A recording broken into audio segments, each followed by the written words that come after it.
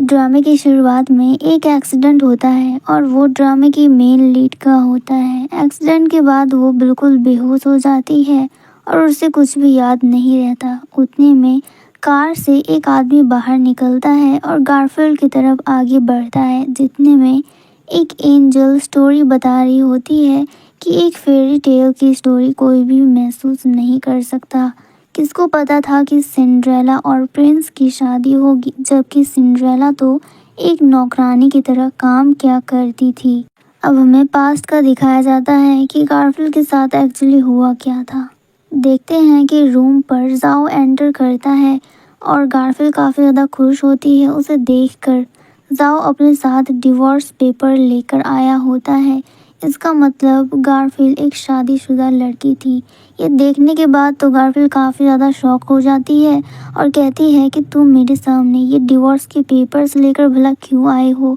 तो जाओ कहता है कि तुम इतना तो समझ ही सकती हो कि डिवोर्स पेपर मैं इसलिए लेकर आया हूँ क्योंकि मुझे तुम्हें डिवोर्स देना है। तो सुनने के बाद गारफील्ड काफ़ी ज़्यादा शॉक्ड हो जाती है। फिर वो याद करती है कि किस तरह से वो जाओ से मिली थी। एक दिन के बाद है जब गारफील्ड अपने ट्यूशन जा रही थी अपने पेपर्स वगैरह लेकर, तभी वो जाओ से टकरा जाती है और उसके सारे पेपर्स वगैरह बिखर जाते हैं। तो जाओ उसकी हेल्प करता है उसे उठाने में। उसे उठाने के दौरान उन दोनों का आई कांटेक्ट होता है और उन दोनों के बीच में थोड़ी बहुत बातें होती है, जिस पर जाओ उसे कॉम्प्लीमेंट देता है कि तुम्हारी ड्राइंग बहुत ही ज़्यादा अच्छी है, बिल्कुल तुम्हारी तरह। ये बहुत ही ज़्यादा खूबसूरत है और तुम भी।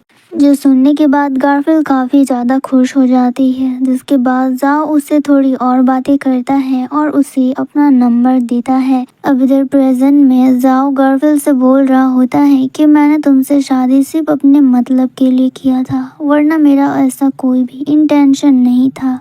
फिर उस टाइम का देखते हैं जहाँ पर जाओ और गारफील्ड पहली बार मिले थे। गारफील्ड तो काफ़ी ज़्यादा खुश थी जाओ से मिलकर और उसका नंबर पाकर। गारफील्ड खुशी खुशी वहाँ से चली जाती है, जिसके बाद जाओ कहता है कि ये बहुत ही ज़्यादा खूबसूरत है और इससे शादी करके बहुत ही ज़्यादा मज़ा आएगा। तो उसका मैनेजर कहता है कि आपको पता है ना कि इस लड़की का इस दुनिया में कोई भी नहीं है, ये बस अकेली है।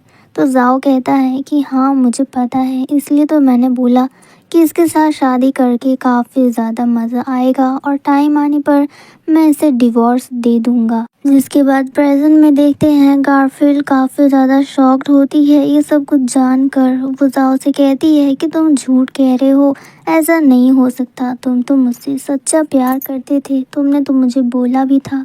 बट जाओ उसकी बात नहीं मानता और उसे कहता है कि मेरे पास ज़्यादा टाइम नहीं है, पेपर्स पे जल्दी साइन करो, मेरा फियांसे अभी आती ही होगी। जो सुनकर गारफील्ड और ज़्यादा शॉक्ड हो जाती है। गारफील्ड कहती है कि तुम किस फियांसे की बात कर रही हो, क्या उसे पता नहीं कि तुम शादीशुदा हो। जिस पर जाओ कहता है कि उसे अच्छे से पता है कि मैं शादीशुदा हूँ, लेकिन मुझे और उसे इस बात से कोई भी फ़र्क नहीं पड़ता। जो सुनकर गारफील्ड और भी ज़्यादा सैड हो जाती है। तभी वहाँ पर जाओ की फियांसे आती है। गारफील्ड रो रही थी इस बात को लेकर के जाओ अब उसे छोड़ देगा। तभी वहाँ पर जिंग आती है और गारफील्ड के आंसू पोंछते हुए कहती है कि ये तो काफ़ी ज़्यादा बुरा हुआ तुम्हारे साथ, मुझे पता नहीं था कि ये सब कुछ तुम्हारे साथ हो रहा है। एक्चुअली जिंग और गारफील्ड दोनों बेस्ट फ्रेंड हुआ करते थे इससे पहले। अब हमें एक सीन दिखाया जाता है जहाँ पर गारफील्ड बैठकर यही सोच रही थी कि ये मुझे काफ़ी ज़्यादा अजीब लगता है कि जाओ जैसा इतना ज़्यादा रिच और पॉपुलर लड़का मेरी जैसी अनाथ लड़की से शादी क्यों करना चाहता है, जबकि उसके पास तो इतने अच्छे खासे ऑप्शंस हैं। फिर भी अब हमें एक सीन दिखाया जाता है गारफील्ड और जिंग के चाइल्डहुड का। गारफील्ड काफ़ी ज़्यादा डरी होती है और दरवाज़ा खोलने के लिए कह रही होती है कि मुझे बहुत ज़्यादा डर लग रहा है, प्लीज़ दरवाज़ा खोल दो। और काफ़ी देर के बाद जब कोई दरवाज़ा नहीं खोलता तो थोड़े टाइम के बाद हम देखते हैं कि एक लड़की दरवाज़ा खोलती है और वो जिंग होती है। गारफील्ड जिंग को देखकर काफ़ी ज़्यादा खुश होती है और जिंग भी उसे देखकर स्माइल करती है और अपना हाथ आगे बढ़ाते हुए कहती है कि तुम डरो मत, मैं तुम्हारे साथ हूँ और हमेशा तुम्हारे साथ रहूँगी। जो सुनकर गारफील्ड काफ़ी ज़्यादा खुश होती है कि उसे एक बहन जैसी बेस्ट फ्रेंड मिल गई है। और उस दिन से गारफील्ड और जिंग हमेशा एक साथ रहा करते थे, बेस्ट फ्रेंड की तरह। जिंग उससे हमेशा नई नई चीज़ें ला कर देती थी, क्योंकि जहाँ पर गारफील्ड बहुत ही ज़्यादा पुअर थी और उसका कोई भी फैमिली नहीं था, दूसरी तरफ जिंग बहुत ही ज़्यादा रिच थी। और जिंग ने कभी भी अपने अमीर होने का दिखावा गारफील्ड के सामने नहीं किया था और उससे भी अपनी चीज़ें शेयर करना काफ़ी ज़्यादा पसंद था गारफील्ड के साथ। अब हमें प्रेजेंट का सीन दिखाया जाता है, जहाँ पर जिंग गारफील्ड को बोल रही होती है कि तुम हमेशा रोती रहती थी, इसलिए लोग तुम्हें ज़्यादा पसंद करते हैं, लेकिन अब ये सब कुछ ज़्यादा काम नहीं आने वाला। और अगर यहाँ पर जाओ की जगह कोई दूसरा लड़का होता तो शायद मैं इसके बारे में सोचती, लेकिन क्योंकि यहाँ पर जाओ था तो सोचने का कोई ऑप्शन ही नहीं था। और अच्छा यही होगा कि तुम इसे डिवोर्स दे दो, क्योंकि हम दोनों की शादी होने वाली है। जिसके बाद गारफील्ड कहती है कि तुम तो मेरी बेस्ट फ्रेंड थी ना, तुम तो मुझे अपनी बहन की तरह प्यार करती थी, तो फिर आज क्या हुआ, तुमने मुझे इस तरह से धोखा देने का फैसला क्यों किया। जिस पर जिंग कहती है कि वो सब कुछ सिर्फ तुम्हारी एक गलतफहमी थी। तुम्हें क्या लगता है कि मैं तुम्हारे जैसी लड़की को अपना फ्रेंड बनाऊंगी? मैं तो तुम्हें अपनी एक नौकर समझा करती थी और कुछ भी नहीं। तो मेरे लिए काम क्या करती थी जो मुझे अच्छा लगता था, और इसके लिए मैं तुम्हें अपनी ऐसी ही छोटी मोटी चीज़ें दिया करती थी। अगर तुमने उस बात को गलत समझ लिया है तो फिर मैं इसमें भला क्या कर सकती हूँ। जो बात सुनकर गारफील्ड को और ज़्यादा बुरा लगने लगता है कि जिसे वो अपनी बहन समझती थी, वो तो उसे बस एक नौकरानी समझती है। जिसके बाद गारफील्ड वहाँ से उठकर चली जाती है और वहाँ से दौड़ते दौड़ते रोने लगती है। तभी जिंग आती है और उसका हाथ पकड़ लेती है और कहती है कि तुम अभी कहाँ जा रही हो, अभी तो ट्विस्ट आना बाकी है, कुछ और चीज़ें हैं जो तुम्हारा वेट कर रही है। अगर तुम अभी चली गई तो मज़ा नहीं आएगा। इतने में हम देखते हैं कि वहाँ पर बहुत सारे रिपोर्टर्स आने लगते हैं और वो सभी लोग गारफील्ड से सवालात करने लगते हैं कि तुमने अपनी बेस्ट फ्रेंड का ब्रांड कॉपी किया है और उसे पोस्ट भी करने की कोशिश की है। जो सुनने के बाद गारफील्ड काफ़ी ज़्यादा शॉक्ड हो जाती है। वहीं दूसरी तरफ जिंग का प्लान सक्सेसफुल हो चुका होता है। गारफील्ड काफ़ी ज़्यादा शॉक्ड होती है कि ये लोग ज़रूर उसी ब्रांड की बात कर रहे हैं जो मैंने दिन रात मेहनत करके बनाई थी। वो एक लुक जिंग की तरफ देती है तो जिंग भी काफ़ी ज़्यादा एक्टिंग करने लगती है और कहती है कि मुझे पता है कि इसने मेरा ब्रांड कॉपी किया है, लेकिन आफ्टर ऑल ये है तो मेरी बेस्ट फ्रेंड ही। मुझे से ज़्यादा फ़र्क नहीं पड़ता कि अगर मेरी बेस्ट फ्रेंड ने मेरा ब्रांड कॉपी करने की कोशिश की है। तो गारफील्ड कहती है कि तुम आखिर इतना ज़्यादा झूठ किसके लिए बोल रही हो? तुम उसी ब्रांड की बात कर रही हो ना जिसे मैंने अपनी पूरी मेहनत से बनाया था, और उस टाइम तुम भी वहीं पर थी। अब हमें एक्चुअल में दिखाया जाता है कि हुआ क्या था। गारफील्ड अपनी पूरी मेहनत से अपना ब्रांड बना रही थी और वहीं पर जिंग भी थी जो उसे देख रही थी। जिंग उसकी तारीफ भी करती है कि तुमने तो काफ़ी अच्छा बनाया है और ये सबको काफ़ी ज़्यादा पसंद भी आएगा। गारफील्ड को भी काफ़ी ज़्यादा अच्छा लगता है कि फाइनली इतनी मेहनत के बाद वो जो बनाना चाहती थी वो बन गया है। फिर गारफील्ड कहती है कि बस एक बार ये कंप्लीट हो जाए और मैं इसे पोस्ट कर दूँ, फिर सब लोग इसे बहुत ज़्यादा पसंद करेंगे और मुझे काफ़ी ज़्यादा अच्छा लगेगा कि मेरे नाम का ब्रांड अब लॉन्च हो जाएगा। जिंग को वो चुराना था तो कोई ना कोई बहाना वो लगाती ही, जिसके बाद वो सारा ड्रिंक अपने ऊपर गिरा लेती है। जिसके बाद वो कहने लगती है कि मेरा तो पूरा ड्रेस भीग गया है। अब गारफील्ड वो नोटिस करती है तो वो कहती है कि तुम बस यहीं पर रुको, मैं तुम्हारे लिए इसे पोंछने के लिए कुछ लाती हूँ। अब गारफील्ड उठकर वहाँ से चली जाती है तो जिंग के दिमाग में बस एक ही बात चल रही होती है कि अब जैसे तैसे करके ये ब्रांड कॉपी कर लेना है और ये सब कुछ अपने नाम करना है। और यही सब कुछ हुआ था गारफील्ड के साथ। अब प्रेजेंट पे देखते हैं गारफील्ड अकेले सड़क पर चल रही थी, क्योंकि एक साथ उसे दो हार्ट ब्रेक मिल चुके थे।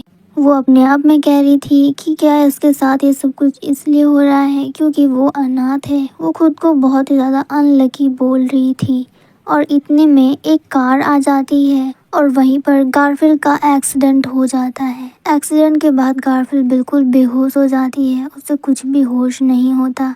तभी कार से एक आदमी बाहर निकलता है जिसका नाम मिस्टर लियो है। वो गारफील्ड की तरफ आगे बढ़ता है और उसकी हेल्प करने के लिए उसे पुकारता भी है, बट गारफील्ड तो बेहोश हो चुकी थी। जिसके बाद मिस्टर लियो गारफील्ड को अपनी गोदी पर उठा लेते हैं और उसे वहाँ से ले जाने लगते हैं। इतने में हम लोग देखते हैं कि एक वाइट एंजल थी जो आगे बढ़ते हुए गारफील्ड से कह रही थी कि क्या तुम इतनी जल्दी गिव अप करने के लिए तैयार हो? तुम अपना बदला पूरा किए इस तरह से नहीं मर सकती। मैं तुम्हें एक दोबारा चांस दूंगी अपना बदला पूरा करने के लिए।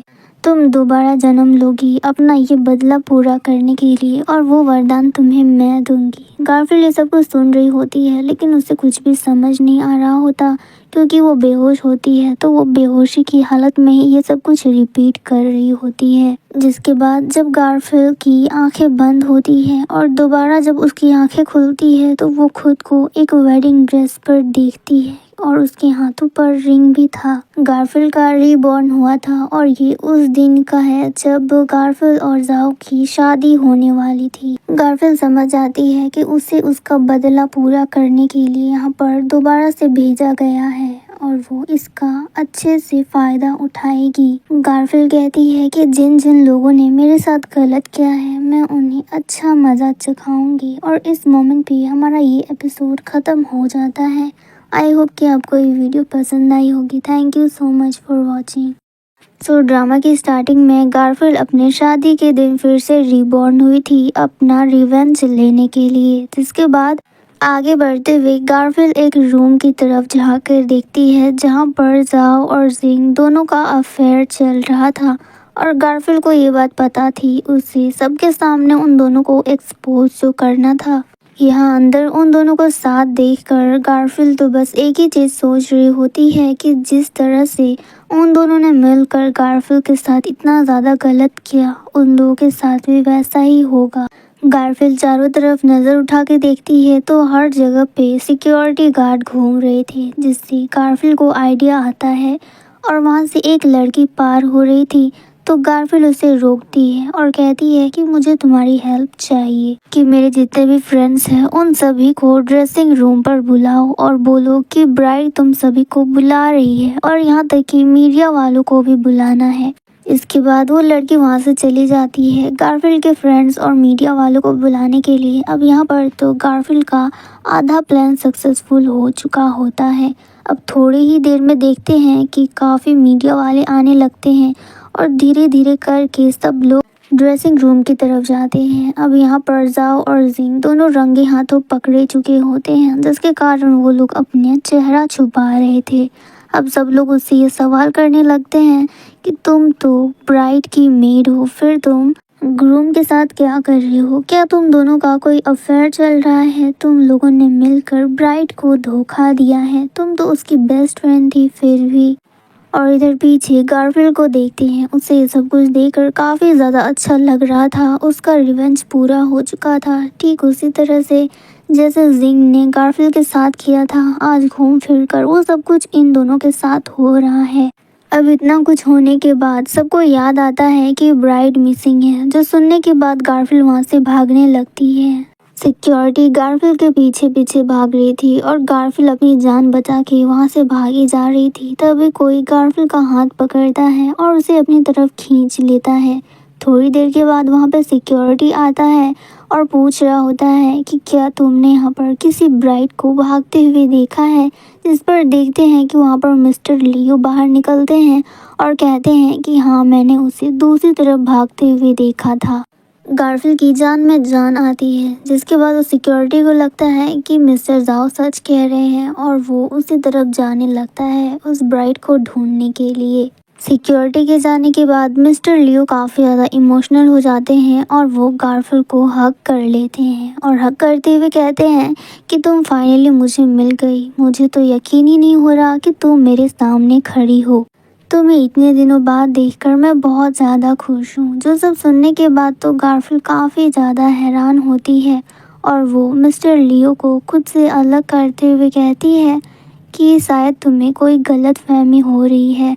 मैं वो नहीं हूँ जो तुम समझ रहे हो, क्योंकि ये तो पहली बार है जब मैं तुमसे मिल रही हूँ और मैं तो तुम्हें जानती भी नहीं कि तुम हो कौन। वैसे मेरी हेल्प करने के लिए तुम्हारा बहुत बहुत शुक्रिया। जिसके बाद लियो कहता है कि हाँ, तुमने सही कहा, शायद मुझे कोई गलत फहमी ही हुई है, क्योंकि तुम बिल्कुल वैसे दिखती हो जिससे मैं बहुत ही ज़्यादा पसंद करता हूँ। और थोड़े टाइम के लिए मुझे ऐसा लगा कि वो मेरे सामने खड़ी है, इसलिए मैंने तुम्हें हक किया, तो तुम मुझे गलत मत समझना। इसके बाद गारफील्ड भी समझ जाती है कि शायद लियो जिस लड़की को पसंद करता है वो बिल्कुल मेरी तरह ही दिखती है, इसलिए ऐसी गलतफहमी हो गई। जिस पर वो कहती है कि अच्छा कोई बात नहीं, मैं तुम्हें माफ़ करती हूँ। इस पर लियो कहता है कि अच्छा ठीक है, अगर तुम्हें मेरी कोई भी हेल्प चाहिए तो तुम मुझे बेफिक्र बोल सकती हो।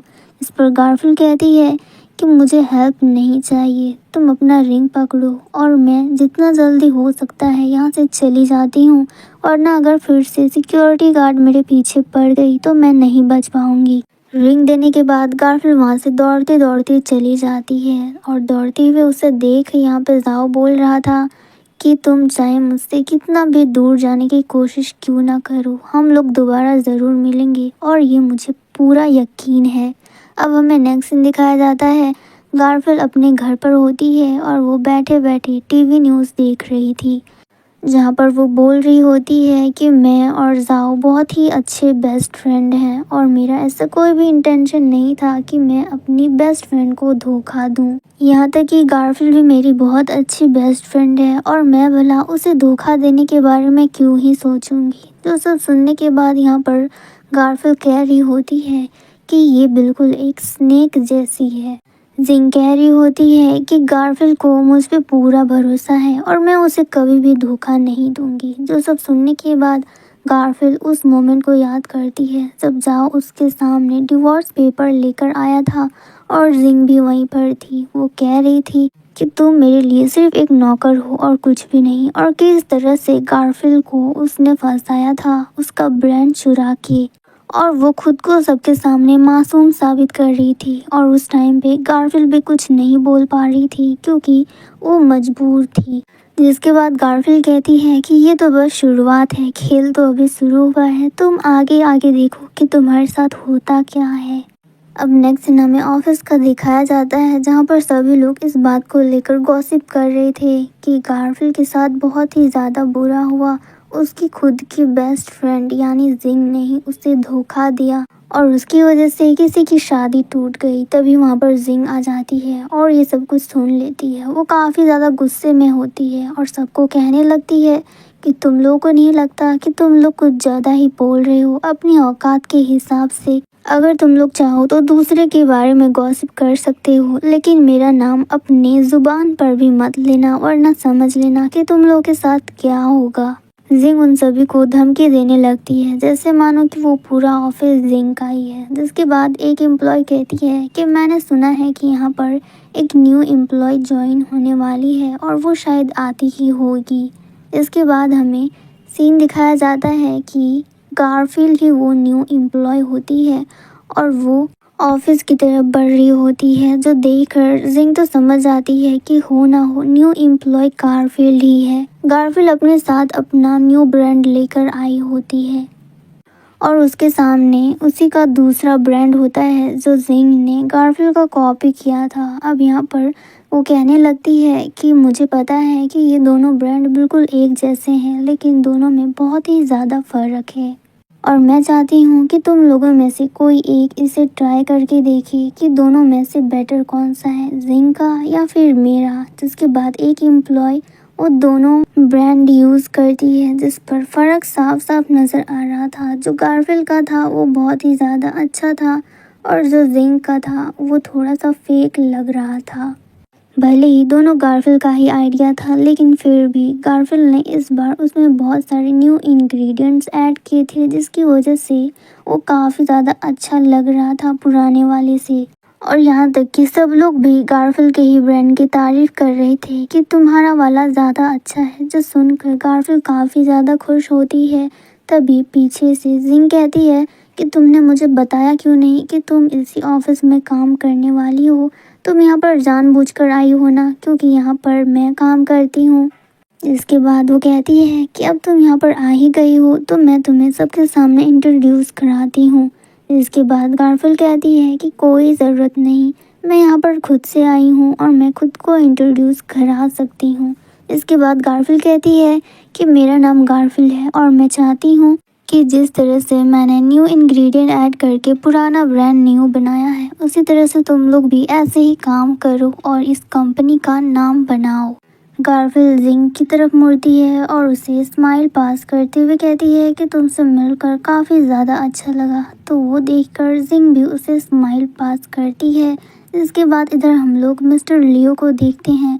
वो गारफील्ड की तरफ देखकर स्माइल करते हुए कहता है कि मुझे गारफील्ड पर पूरा यकीन था और मुझे पता था कि वो ये सब कुछ अकेले संभाल लेगी। गारफील्ड को शायद लियो की आवाज़ सुनाई दी होगी, इसलिए वो पीछे मुड़ी, बट उसे वहाँ पर कोई भी नहीं दिखा और इस मोमेंट पे हमारा ये एपिसोड ख़त्म हो जाता है। आई होप कि आपको ये वीडियो पसंद आई होगी। Thank you so much for watching.